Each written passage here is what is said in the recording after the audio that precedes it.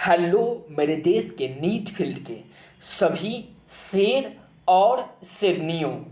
I am Vijay Kumar and student of Shri Krishna medical college.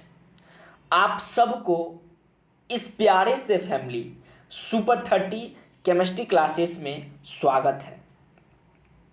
दोस्तों, आज मैं आप सबको एक खूबसूरत सा टॉपिक में मास्टर बनाने आया हूँ। तो चलिए स्टार्ट करते हैं। आज के टॉपिक में मुख्य रूप से हम लोग डिस्कशन करेंगे फार्मूला। पिछले 30 साल के प्रीवियस ईयर क्वेश्चन का मैं एनालिसिस करके कुछ इम्पोर्टेंट फार्मूला लेकर के आया हूँ। इस फार्मूला को यदि आप याद कर लेते हैं तो नीट में या जी मेंस में या एडवांस में पूछे जाने वाला 90% क्वेश्चन का आप सल्यूशन दे सकते हैं। तो चलिए स्टार्ट करते हैं। पहला इसमें महत्वपूर्ण टॉपिक है फिजिकल कांस्टेंट। कुछ हमारे फिजिक्स में फिजिकल कांस्टेंट है जिसका वैल्यू आपको याद होना ही चाहिए, क्योंकि इसके याद नहीं होने के वजह से आप ढेर सारे क्वेश्चन को आते हुए भी आप छोड़ करके आएंगे। तो चलिए स्टार्ट करते हैं। पहला है स्पीड। देख रहे हैं, मैं सिंबलाइज कर देता हूँ स्पीड। इसका सिंबल हुआ सी और इसका वैल्यू हुआ 3 × 10⁸ मीटर पर सेकेंड।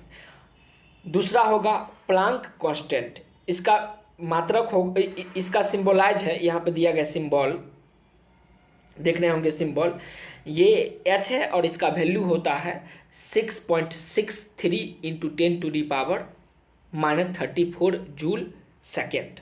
ये इसका दिया गया मान। या HC, H Planck constant and C speed of light, ये दोनों को मल्टीप्लाई कर करके ये जो दोनों वैल्यू है, इस दोनों को मल्टीप्लाई करने के बाद जो वैल्यू प्राप्त होता है 1242 इलेक्ट्रॉन वोल्ट नैनोमीटर। तो ये याद रखना है आपको।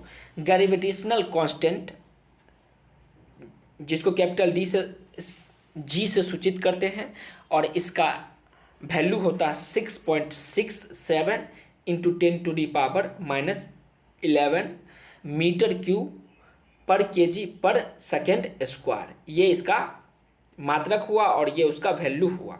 अगला है बोल्ट्जमान कांस्टेंट। इसका सिंबल हुआ के और इसका वैल्यू हुआ 1.38 × 10⁻23 जूल पर केल्विन होगा। ठीक है।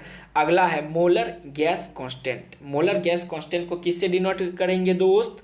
बिल्कुल सही, आर से। और इसका मात्रक कितना होगा? बिल्कुल सही बोल रहे हैं आप, 8.314 joule per mole kelvin. Avogadro's number का सिंबल क्या होगा? एवोगाड्रोज नंबर का सिंबल Na होगा। इसका वैल्यू कितना होता है? 6.023 × 10⁻23 पर मोल होगा। चार्ज ऑन इलेक्ट्रॉन, एक इलेक्ट्रॉन पे कितना चार्ज होगा? तो 1.602 × 10⁻19 कूलम, या इसको ऐसे भी बोल सकते हैं 1.6 × 10⁻19 कूलम होगा। ठीक है। परमेबिलिटी ऑफ वैक्यूम, वैक्यूम की परमेबिलिटी को किससे डिनोटेड करेंगे? म्यू नॉट से। और इसका वैल्यू कितना होता है? तो 4π × 10⁻7 न्यूटन एम्पियर स्क्वायर। ठीक है। अगला है परमिटिविटी ऑफ वैक्यूम। इसको इप्सिलॉन नॉट से डिनोटेड करेंगे। इसका वैल्यू कितना होता है? 8.85 × 10⁻12 फैराडे पर मीटर। उसके बाद है कूलम्ब कांस्टेंट 1/4π एप्सिलॉन नॉट। इसका वैल्यू कितना होगा? 9 × 10⁻9 मीटर स्क्वायर पर कूलम्ब होगा। अब हम लोग आगे देखते हैं। इस तरह से ढेर सारा दिया गया है, आप इसे एक बार देख लीजिएगा। उम्मीद करते हैं हमें समझाने की ज़रूरत नहीं है, इसे एक बार लिख लीजिए आप और इसे याद कर लीजिएगा। अब हम लोग वे बातें सीखेंगे। इसमें जितना भी वैल्यू आपको दिया गया है, प्रत्येक से क्वेश्चन पूछी गई है या पूछे जाने की संभावना है, तो इसलिए दोस्त आप इसे याद कर लेना। अब हम लोग आगे बढ़ते हैं, देखेंगे फिजिक्स का पहला चैप्टर है मैकेनिक्स। मैकेनिक्स में हम लोग जानेंगे वेक्टर के बारे में। तो वेक्टर जानते हैं, जिसके पास मैग्नीट्यूड एंड डायरेक्शन दोनों होगा उसको क्या कहेंगे, वेक्टर कहेंगे। इसमें नोटेशन है, वेक्टर ए का नोटेशन है ए x I plus A y जे और ए जेड के। जैसे एक्स एक्सेस में फिर एक्स एक्सेस, ये वाई एक्सेस और ये क्या होगा, जेड एक्सेस होगा।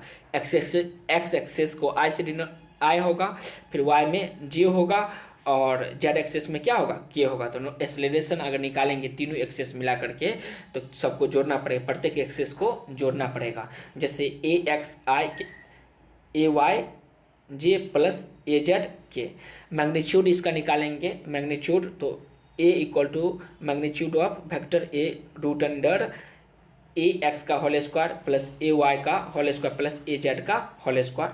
डॉट प्रोडक्ट आप जानते होंगे, डॉट प्रोडक्ट में vector A into vector B बराबर होगा, सब सेम एक्सेस में मल्टीप्लाई करेंगे। जैसे एक्स वाला को एक्स के साथ, वाई वाला को वाई के साथ और जेड वाला को जेड के साथ। तो क्या होगा, ए x B x plus A y B Y plus A z B Z.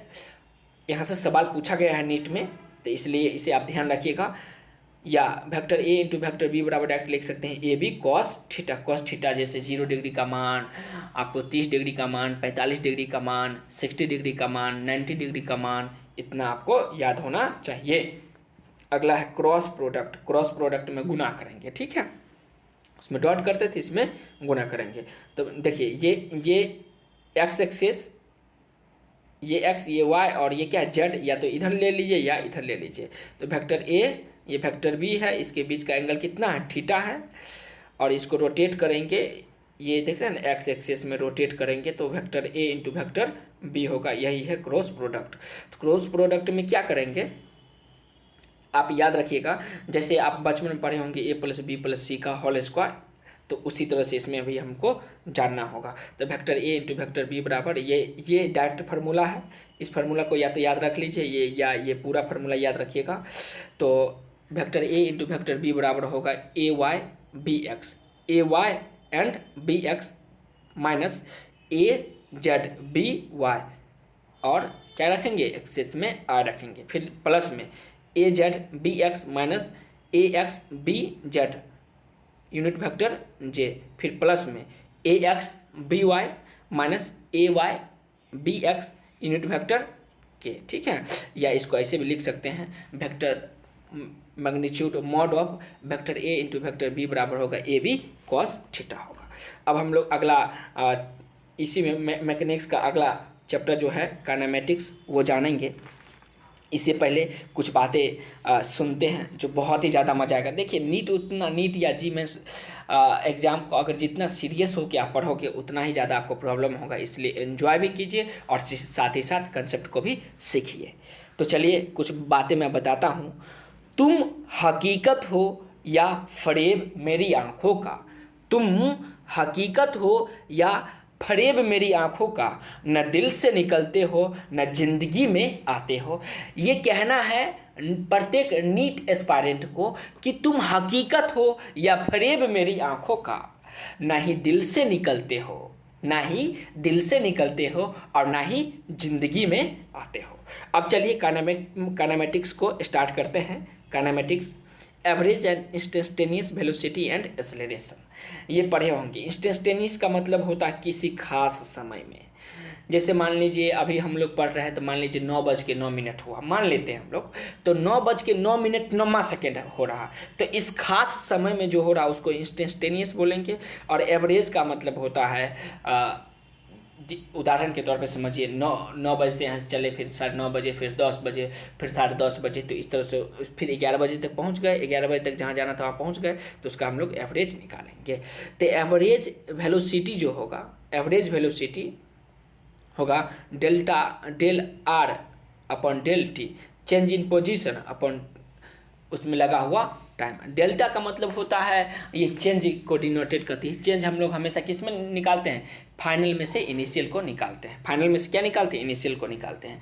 जैसे मान लीजिए यदि आपको किसी से लव हुआ हो, कोई लड़का हो सकता है या कोई लड़कियां हो सकती हैं, तो किसी कारणवश आपका रिलेशनशिप उतना बढ़िया नहीं चल रहा है, लेकिन जैसे ही आप सक्सेस कर जाओगे, जैसे ही क्या कर जाओगे, सक्सेस कर जाओगे, तो आपके रिलेशनशिप में क्या आ जाएगी, जान आ जाएगी। तो हम लोग उसका चेंजिंग निकालेंगे तो किस तरह से निकालेंगे, फाइनल मतलब सक्सेस करने के बाद और सक्सेस करने से पहले। ऐसे उसमें जो टाइम लगेगी तो सक्सेस करने के बाद का टाइम और सक्सेस करने से पहले का टाइम। तो उम्मीद करते हैं आप समझ गए होंगे। फिर इंस्टेंटेनियस वेलोसिटी निकालेंगे तो del R vector upon del T होगा। फिर एवरेज एक्सेलरेशन के लिए चेंज इन वेलोसिटी अपॉन उसमें लगा हुआ टाइम का चेंजिंग। इंस्टेंटेनियस एक्सेलरेशन के लिए डी भी वेक्टर अपॉन डी टी होगा। ये 4 फार्मूला है, इसे याद रखिएगा, इससे कई बार सवाल पूछा जा चुका है। अब हम लोग इसी चैप्टर का अगला फार्मूला पढ़ते हैं।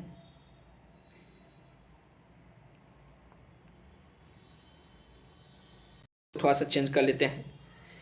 Motion in straight line with constant acceleration.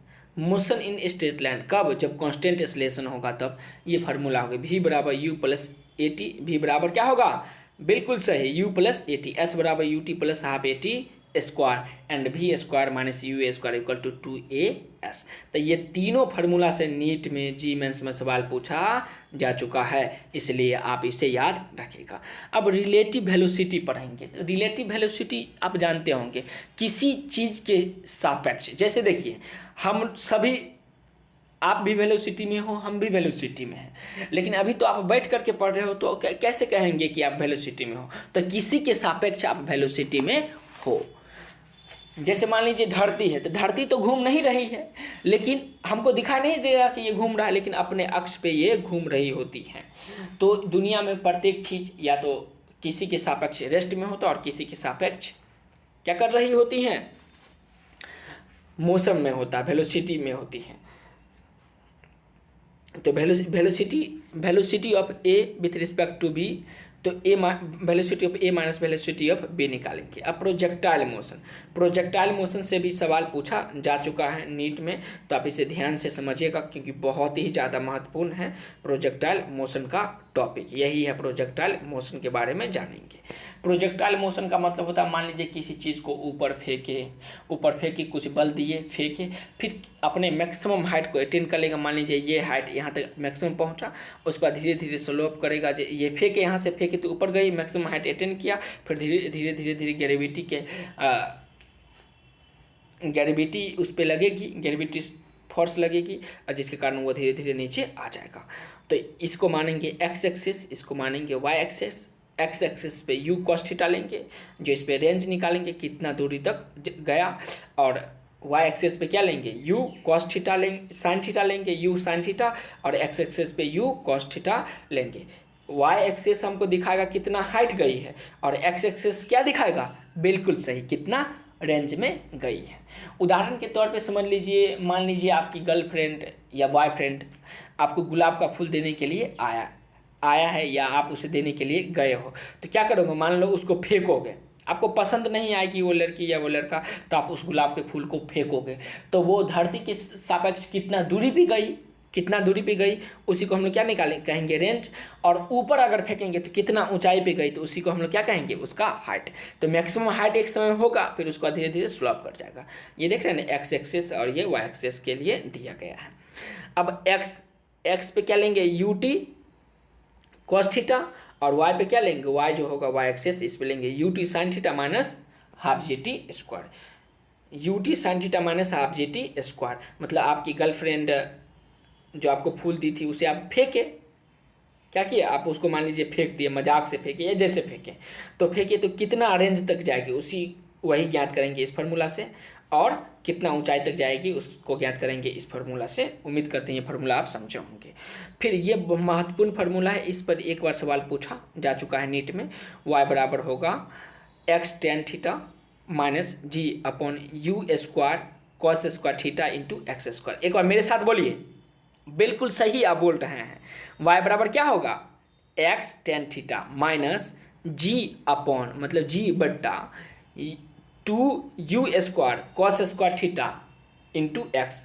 इसे एक बार चलिए मेरे साथ फिर से दोहराइए, y बराबर X tan theta minus G upon two U square cos square theta upon X square होगा। ये टाइम ऑफ फ्लाइट है, ये हॉरिजेंटल रेंज है, ये हाइट निकालने का फार्मूला है। इस फार्मूला से तो कई बार सवाल पूछा जा चुका है नीट एंड जी मेंस में, तो आप इसे ध्यान से समझिएगा। टी बराबर होगा 2u sin थीटा अपॉन जी। 2u sin थीटा अपॉन जी कितना टाइम लगा, time of flight, time of flight, time of flight, time of flight, बिल्कुल सही।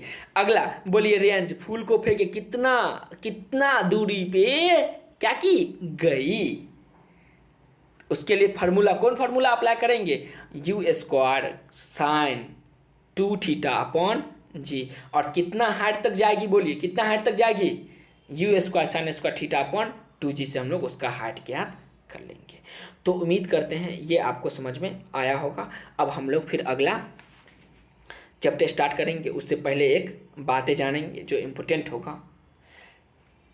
कितना प्यार करते हैं तुमसे, कितना प्यार करते हैं तुमसे, हमें नहीं कहना आता, हमें कहना नहीं आता, बस इतना जानते हैं नीट, तुम्हारे बिना जीना नहीं आता, तुम्हारे बिना जीना नहीं आता। ये नीट एस्पायरेंट कहता है कि मैं तुमसे कितना प्यार करता हूँ, ये हमें कहना नहीं आता, बस इतना पता है तुम्हारे बिना जीना नहीं आता, नहीं आता, नहीं आता दोस्त। चलिए अब स्टार्ट करते हैं अगला chapter, Newton's law and friction. Newton का लॉ पढ़ेंगे, तो न्यूटन का थ्री लॉ है, first law, second law and third law. उसके बाद इसमें फ्रिक्शन भी जानेंगे। तो पहला formula, important formula, linear momentum, vector P, इसको लीनियर मोमेंटम को पी से डिनोटेट करेंगे, इक्वल टू एम वेक्टर भी होगा, ठीक है। Newton first law of inertia देती है, ये कहती है कि जो वस्तु जहाँ है वो अपने ही अवस्था में रहना चाहती है। वे किस में रहना चाहती है, अपने ही अवस्था में रहना चाहती है। जैसे मान लीजिए यदि आप क्लास कर रहे हैं और आपको क्लास करने में बहुत क्या रहा है, बिल्कुल सही, मज़ा आ रहा है, तो आप पढ़ना ही चाहोगे। अगर जैसे ही मज़ा आना बंद कर देगा तो क्या बताइए, पढ़ने में मन लगेगा, नहीं, मज़ा आना बंद, पढ़ने में मन लगना बंद, पढ़ाई को बंद कर देंगे, फिर चले जाएंगे कहाँ कहाँ, समझ गए होंगे। चलिए अगला देखते हैं, Newton second law. Newton second law ये फार्मूला देती है, फोर्स का फार्मूला, F बराबर change in linear momentum with respect to time, change in linear momentum with respect to time, vector F equal to D vector P upon D T, या vector F बराबर होगा M vector A। Newton third law क्या है, every action and opposite reaction, प्रत्येक action का opposite reaction होगा। जैसे मान लीजिए कभी न कभी आपके दोस्त, आपकी गर्लफ्रेंड, आपकी बॉयफ्रेंड से लड़ाई हुआ होगा, तो उसमें बताइए लड़ाई कैसे होता है। आप यदि उससे गुस्सा हो जाओगे तो वो भी आपसे गुस्सा हो जाएगा, और आप यदि उसके प्रति सहानुभूति रखोगे, प्यार रखोगे, तो वो भी आपके प्रति क्या रखेगा, प्यार रखेगा। ये दुनिया का नियम है दोस्त, जितना आप पढ़ोगे उतना आपको ज्ञान मिलेगा, हर चीज़ में अप्लाई होता है न्यूटन का थर्ड लॉ लगभग। तो ये फार्मूला आप याद रखिएगा, vector F A B equal to vector B A. देखिए साइन नेगेटिव है ना, साइन नेगेटिव मतलब इसका मतलब हुआ अपोजिट। मान लीजिए 10 न्यूटन से फेंकिएगा किसी चीज़ को तो दीवार से टकरा कर फिर से अपोजिट डायरेक्शन, ये माइनस का मतलब हुआ अपोजिट डायरेक्शन में आ जाना। फिर फ्रिक्शन फोर्स है F स्टैटिक्स, मैक्सिमम कितना होगा, यहाँ से भी सवाल पूछा जा चुका है, तो म्यू एस एन और म्यू एस एन होगा, म्यू एस एन होगा, ये नॉर्मल है। उसके बाद F kinetics, friction force kinetics में होगा, म्यू के एन होगा, ये दोनों फार्मूला याद रखिएगा।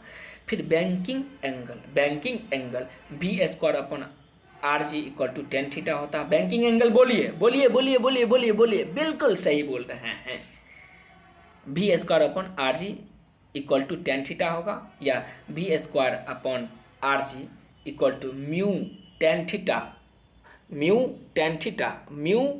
थीटा बट्टा 1 माइनस म्यू टेन थीटा होगा। फिर से कब पढ़िए, भी स्क्वायर क्या होगा, भी स्क्वायर बटा R G equal to mu plus tan theta बटा 1 माइनस म्यू टेन थीटा होगा। तो ये भी याद रखिएगा, यहाँ से भी नीट में सवाल पूछा जा चुका है। सेंट्रीपिटल फोर्स पढ़ेंगे। एफ सेंट्रीपिटल, देखिए एक होता है सेंट्रीफ्यूगल फोर्स, एक होता है सेंट्रीपिटल फोर्स।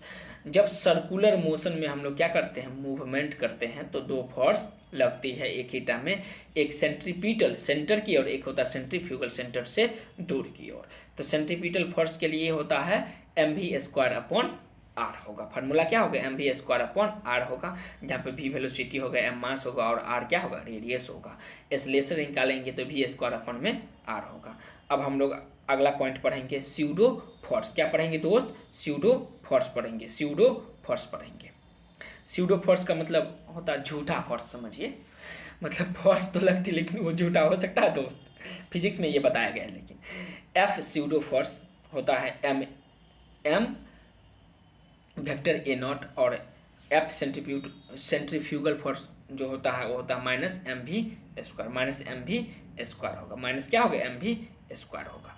और ये देखिए ये जो पॉइंट है, इस पॉइंट से भी सवाल पूछा जा चुका है, इस पॉइंट से भी सवाल पूछा जा चुका है। Maximum speed to complete vertical circle. देखिए वर्टिकल सर्कल में मैक्सिमम स्पीड कंप्लीट करने के लिए ये फार्मूला आता है। जैसे भी मैक्स मिनिमम बॉटम पॉइंट पे, बॉटम जैसे मान लीजिए ये इस तरह से हम लोग क्या कर रहे हैं, सर्कुलर मोशन में गति कर रहे हैं, तो बॉटम पॉइंट मतलब नीचे वाला पॉइंट, और टॉप पॉइंट मतलब ऊपर वाला पॉइंट। तो यहाँ पे वेलोसिटी मैक्स मिनिमम कितना होगा, √5g/L होगा। इसमें देखिए दो रूटर, फिर मिड पॉइंट पे कितना होगा, तो √3g/L होगा, और टॉप मोस्ट पॉइंट पे क्या होगा, मिनिमम वेलोसिटी कितना होगा, √g/L होगा। क्या होगा, GL। तो ये तीन फार्मूला, एक फार्मूला एक्स्ट्रा बताए हैं। देखिए मिनिमम बॉटम पॉइंट पे होगा √5g/L, मिड पॉइंट पे जब जाएंगे, मिड पॉइंट जैसे ये सर्कल बना दिए, ये क्या बना दिए, मान लीजिए ये सर्कल बना देते हैं, हम सर्कल बना रहे हैं, देखिए ये सर्कल बना दिए। अब समझिए ये है बॉटम पॉइंट, ये पॉइंट बॉटम पॉइंट हो गया, यहाँ पे क्या होगा, √5g/L होगा। ये हुआ मिड पॉइंट, इस पॉइंट पे होगा 2 कमेंगे, ठीक है। तो 5 था, अब 2 कमाएंगे देंगे तो √3g/L होगा, और टॉप मोस्ट पॉइंट पे क्या होगा, टॉप मोस्ट पॉइंट पे √g/L होगा, क्या होगा, GL होगा। तो उम्मीद करते हैं आप ये समझ गए होंगे। अब है कॉनिकल पेंडुलम। क्या है बुआ, क्या है दोस्त, कॉनिकल पेंडुलम। कॉनिकल पेंडुलम मान लीजिए ये एक सर्कल है, ठीक है, ये इस तरह से एक सर्कल दिया गया है। उसके बाद देखते हैं, इस तरह से मान लीजिए एक पेंडुलम का निर्माण कर दिए। ये देख रहे हैं ना, ये फिगर जो है दिया गया है, इसी में हम लोग समझेंगे। चलिए स्टार्ट करते हैं। कॉनिकल पेंडुलम का जो टेंशन होगा equal to T equal to होगा 2π√L जी। ये देख रहे हैं ना L, यही है L, ये L, ये भी L है, और ये टेंशन ये T लग रहा है यहाँ पे है mg है, ठीक है। तो √टाउ T equal to 2π√L G upon L cos theta upon g होगा। फिर से एक बार देखते हैं, T equal to 2π√L cos theta upon g होगा। यहाँ पर देखिए ये मान लीजिए कोई एक रिजिड बॉडी है जहाँ पर कोई चीज़ लटका हुआ है। ये लंबाई को L मानेंगे। यहाँ पर टेंशन लगेगा ऊपर की ओर, mg नीचे की ओर लगेगा, थीटा कोण बना लेगा, इसके साथ भी थीटा कोण बना लेगा। तो यहाँ पर टेंशन ज्ञात करने का क्या फार्मूला होगा बताइए। अगर इस कंडीशन पे आप टेंशन ज्ञात कर रहे हो, उदाहरण के तौर पे समझिए आप पार्क गए, आप पार्क में झूला लगा हुआ है, वहाँ पे आप बैठ गए झूला पे, और आपकी गर्लफ्रेंड क्या कर रहा है, आपको पुश कर रही है, धक्का दे रही है, जिसकी वजह से आप आगे पीछे जाओगे। तो जो रस्सी की लंबाई होगी उसको हम लोग क्या मानेंगे, L मानेंगे, और आप कितना टेंशन लगा रहे हो उस पर, तो वही ज्ञात करने का फार्मूला क्या होगा दोस्त। बिल्कुल सही समझ रहे हैं आप, T equal to 2π√L cos theta upon में g होगा। अब हम लोग अगला पढ़ेंगे, अगला चैप्टर है work energy and power. Kinematics का अगला चैप्टर नंबर 4 है work energy and power. Work energy and power.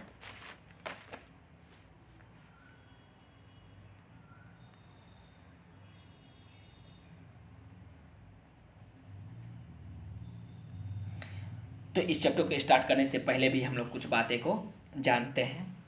NEET aspirant कहता है मेरे सीने में एक दिल है, मेरे सीने में एक दिल है और उस दिल की धड़कन तुम हो नीट, तुम हो। उस दिल की धड़कन कौन हो? तुम हो। मेरे सीने में एक ही दिल है और उस दिल की धड़कन कौन हो? तुम हो नीट, तुम हो। चलिए तो स्टार्ट करते हैं ये चैप्टर को, बहुत ही ज़्यादा फिर से मजा आएगा। Work, energy and power. तो पहले पढ़ेंगे वर्क को W से सूचित करेंगे। W बराबर होता है vector F dot vector S, या डॉट प्रोडक्ट में क्या FS cos थीटा लिखेंगे, FS cos थीटा लिखेंगे। और एक दूसरा फार्मूला होता है, दोनों फार्मूला पे सवाल पूछा जा चुका है। W इक्वल टू होगा integration of vector S dot D vector F dot vector D S, ठीक है। उसके बाद काइनेटिक एनर्जी के लिए फार्मूला होता है, काइनेटिक एनर्जी को K से सूचित करेंगे। K बराबर होगा हाफ mv², या चेंज मोमेंट लिनियर मोमेंटम के टर्म में लेंगे तो p² अपॉन में 2m होगा। ये दोनों फार्मूला से सवाल पूछा जा चुका है। किसमें? बिल्कुल सही बोल रहे हो दोस्त, नीट एंड जीमेंस में। अगला है पोटेंशियल एनर्जी के लिए फार्मूला होता है F बराबर minus del U upon del X.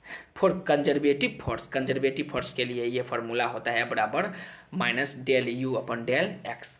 U gravitational क्या होगा?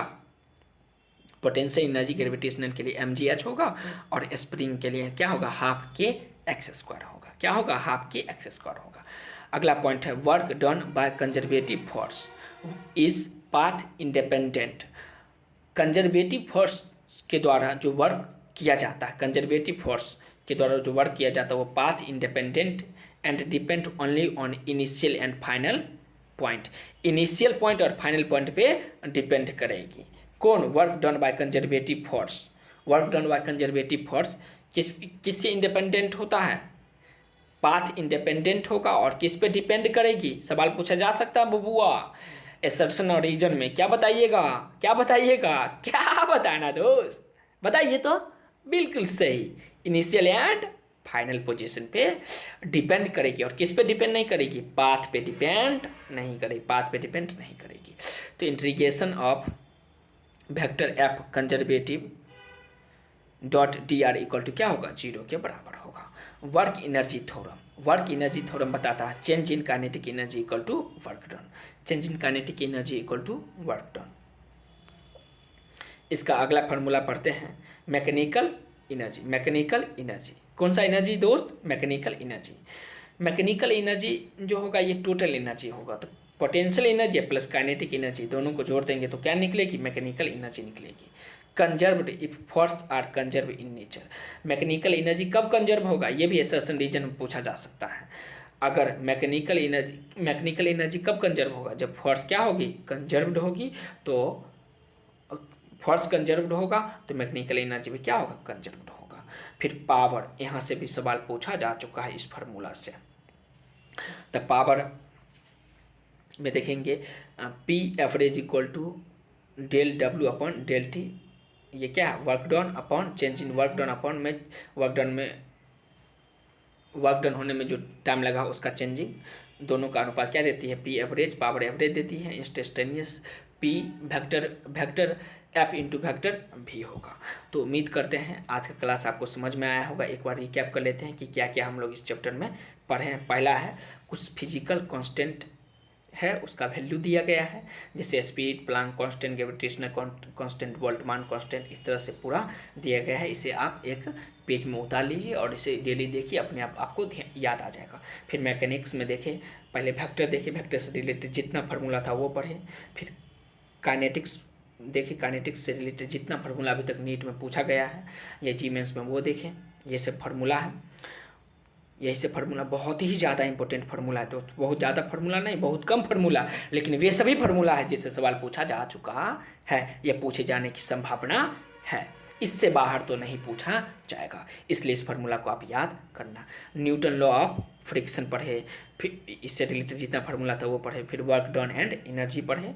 तो यदि ये वीडियो आपके लिए यूजफुल रहा तो आप इस वीडियो को लाइक कीजिए, या यूजफुल नहीं रहा तो इस वीडियो को डिसलाइक कीजिए। और ये चैनल को तो आप निश्चित रूप से, जी हाँ निश्चित रूप से सब्सक्राइब कर लीजिए, क्योंकि मेरा ये सपना है और मेरे साथ लगभग आपका भी निश्चित रूप से सपना होगा कि फिर से भारत विश्व गुरु बने। तो इसके लिए मैं अपनी ओर से प्रयास कर रहा हूँ, आप भी अपनी ओर से प्रयास कीजिए। हो सकता है आपका प्रयास एक दिन सफल हो और भारत फिर से विश्व गुरु बने। तो ये वीडियो उन सभी देश प्रेमियों के पास आग की तरह फैला दो जिसके लिए ये वीडियो बहुत ज़्यादा ज़रूरी है। तब तक खुश रहिए दोस्तों और खुशियाँ फैलाते रहिए। फिर मिलते हैं किसी दूसरे वीडियो के माध्यम से। धन्यवाद दोस्तों।